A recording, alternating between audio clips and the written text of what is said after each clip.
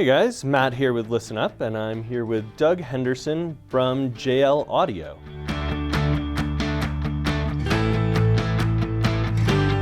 Today, we've been talking about a few different subjects regarding JL and bass, but I'm specifically thinking about the industry trend that is moving towards stereo or multiple subwoofers, both in two-channel and home theater applications. I'm really curious how JL thinks about stereo sub placement and beyond. Well, we like multiple subs, and not just for the obvious self-serving reasons. The reality is every room is active at bass frequencies, meaning there are zones where the energy loads up and there are zones where the energy cancels. If you only have one subwoofer, you only have one option from a placement standpoint, and there are going to be areas in the room where you have a cancellation that you cannot address. Meaning you cannot use equalization, because if the energy is canceling, it's canceling. It doesn't matter how much energy you put into that, it's always going to cancel. When you load the room from more than one position, you have the opportunity to fill in that cancellation. And the goal is to have even bass response throughout the room for all seating positions, and particularly important in a theater environment, but also important for stereo playback.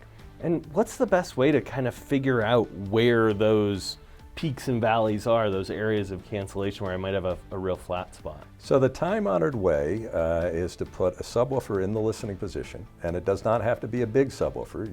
You could use, for instance, one of our Dominion models, one of our smaller models. And in the old days, you would literally walk around or crawl around the room. They called it the crawl around test. Draw all the shades so your neighbors don't see you crawling around the room. Yep. And you listen for the bass response, and you put on repetitive music with bass content, and you listen for where it loads up or doesn't. That can get you into the ballpark, but we thought that there was a better way to do this more scientifically.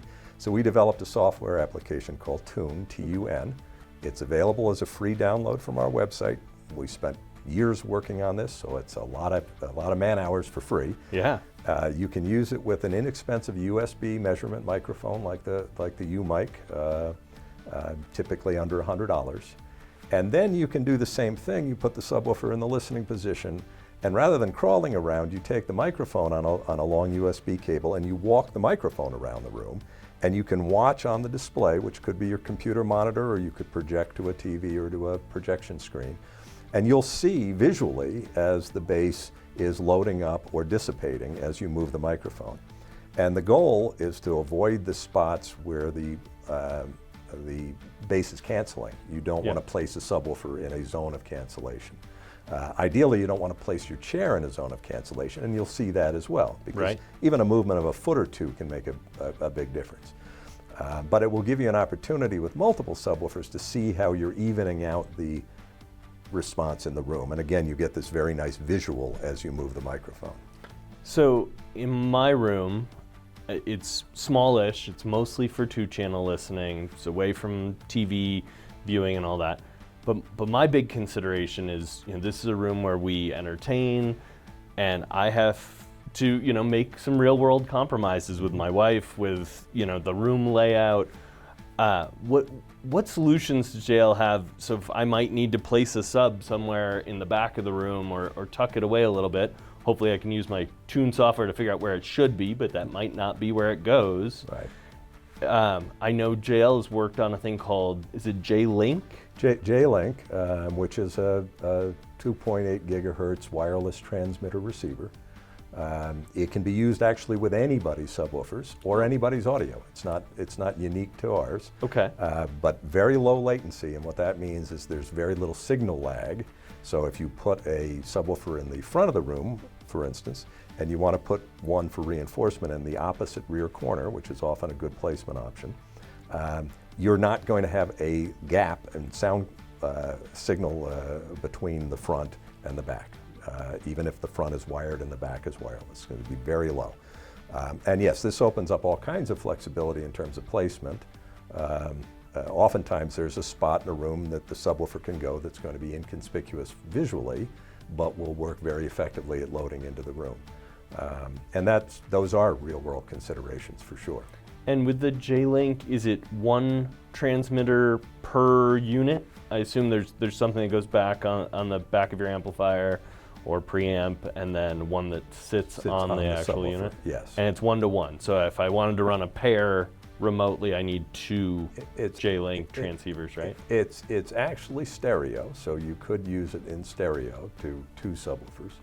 And you can pair 4 subwoofers with one transmitter. So you can have 4 receivers married to one transmitter. Oh, that's great. Yeah. So now I've got some options for where, for how many, if I do decide that maybe, I can move up to a 3rd or 4th sub, yikes, but it would be great to really fill in the room. So in my own room, which is a theater, but often dedicated to music listening, I have a pair of B&W speakers, 802 speakers. Beautiful. With a pair of Fathom F112s in our top Fathom line.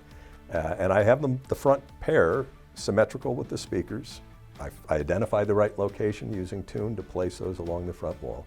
And I've been toying with the idea of adding a 3rd or a 4th sub in the back of the room, but I didn't pre-wire for that. So that's where the JLink would be an ideal solution to add an additional sub into an existing room environment. Nice. One last question, and this one might be, it's not a trick question, but maybe hard to answer. I know a lot of consumers are on a budget. Would you recommend, if the budget doesn't allow them to get into E-Line or Fathom series, would you rather see somebody get 2 subs of a cheaper series? Do you think you're going to get a better full-rounded bass effect versus moving up market to a higher level product? So this is the way I would approach that. 2 subwoofers almost always give you better performance in real rooms than a single. And it means the subwoofers have to work less hard, so you'll actually get more output at lower distortion from 2 subwoofers. So generally speaking, we would recommend that if they're hitting a budget, that they go the series down if their budget doesn't allow the series up. The exception, I would say, is if someone believes that their budget will recover at some point, because there is an advantage in component audio is you can buy things over time. Yeah. So at that point, you might want to buy the Dream sub at the higher level and then add a second later on. I'm wrestling with this. I would love to get into the Fathom line, but I know it might be a little while before I was able to get a second. But maybe you're right. You plan for the future, for the system that you want in your someday perfect system. Yeah. Well, Doug, thanks for spending some time with us. I'm delighted to do so. Viewers, click the link, click the subscribe. We'll have more interview content like this in the future.